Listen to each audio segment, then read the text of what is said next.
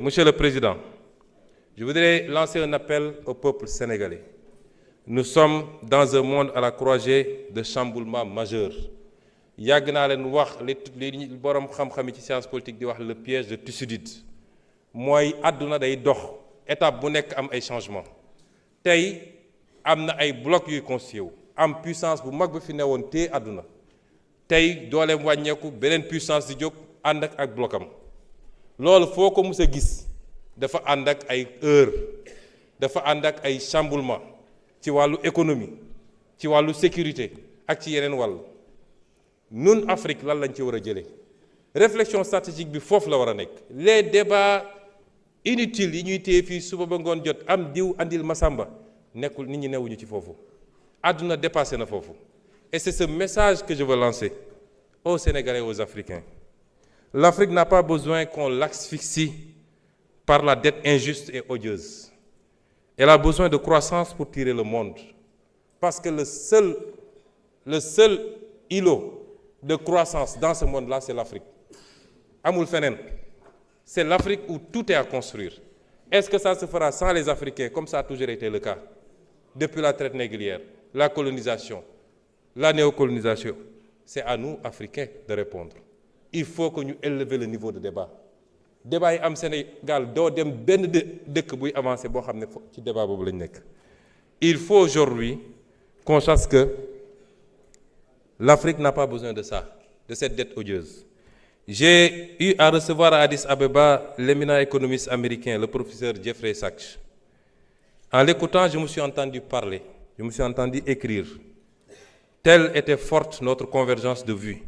Et voilà ce qu'il disait en substance, et il me permettra de le citer. Ce qui intéresse le FMI, ce n'est pas votre développement. Ce qui intéresse le FMI, c'est que vous restiez pauvre et sage.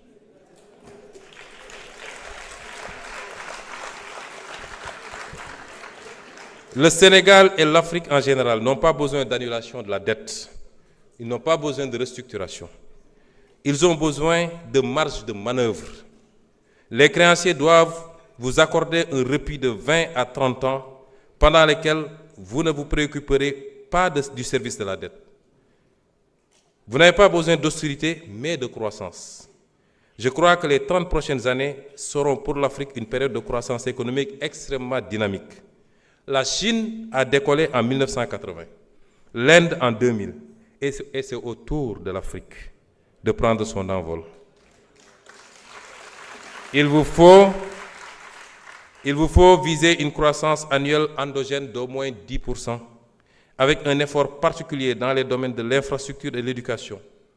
Un groupe de leaders africains partageant la même volonté politique peuvent lancer le mouvement vers la croissance, et les autres suivront.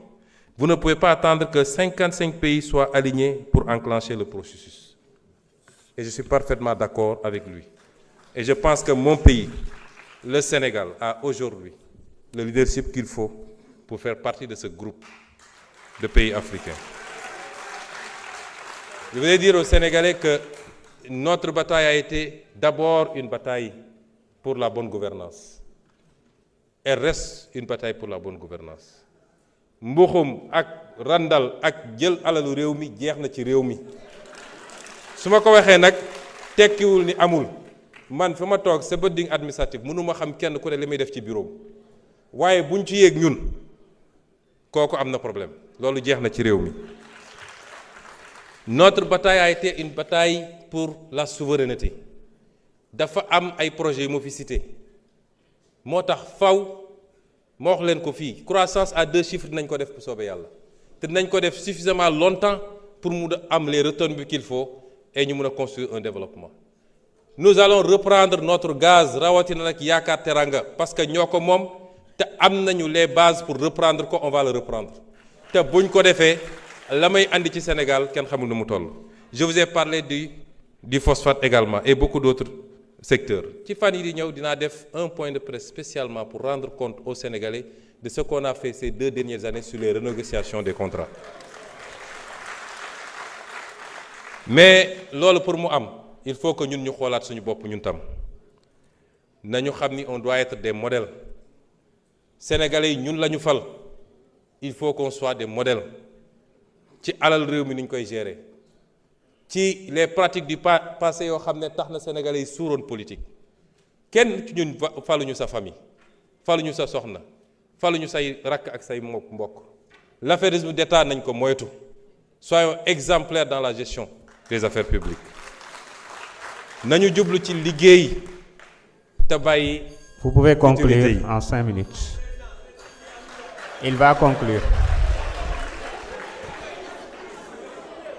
Vous pouvez conclure. nañu jublu ci liggéey te bàyyi futilité yi parce que liggéey mooy permettre ñu éviter yenn yi nañu waxante dëgg yu bëri ñuy wax fii ñi ngi wax ci affaire ñaari tur yi ñi ngi wax ci xawma simol lañ ko tuddee maître Bamba Cissé xam na ci dara wax nañu ci yu bëri yu am sax ci comportement ci réseaux sociaux ak feneen li ko andi mooy bëgg facilité nañu dellu cette valeur fondamentale qu'est le travail parce que moo lay permettre nga dund gu nooy waaye jaamu yàlla la ci boppam nañu cultiver cette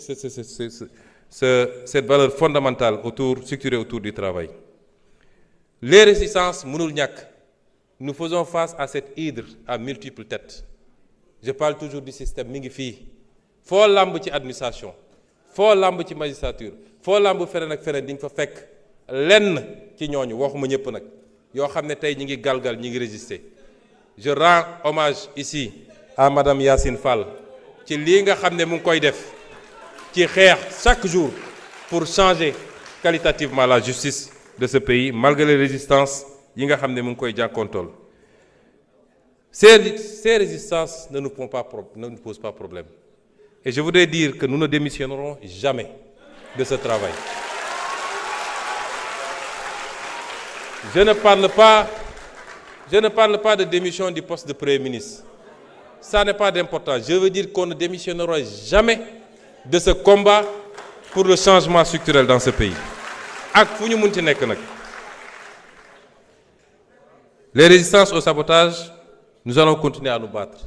Li fi xew yépp man bettuma ndax wax naa ko fii Assemblée nationale juróomi at ci gannaaw. L'histoire de l'humanité rappelle que les révolutions qui marchent vers les destins promis, se heurtent à leur lot d'obstacles. Les reniements, les intrigues et complots de pouvoir, les infiltrations, les accoutumances aux tentations, les résistances de l'ordre ancien. Et ce que nous vivons tous les jours. Mais je veux vous réitérer un engagement. Cet engagement, c'est que cette fois-ci sera la bonne. Cette fois-ci sera le bon départ pour le Sénégal. Avec votre concours à tous, le réveil et l'alignement aux exigences nouvelles de toutes les forces combattantes qui nous ont fait triompher. Chers compatriotes, je n'ai jamais aimé les flagorneries et autres cultes de personnes. J'ai toujours ignoré les expressions telles que Sonko est le gardien de la Révolution. Mais après 2 ans de combat acharné dans ce capharnaüm du système, j'accepte avec humilité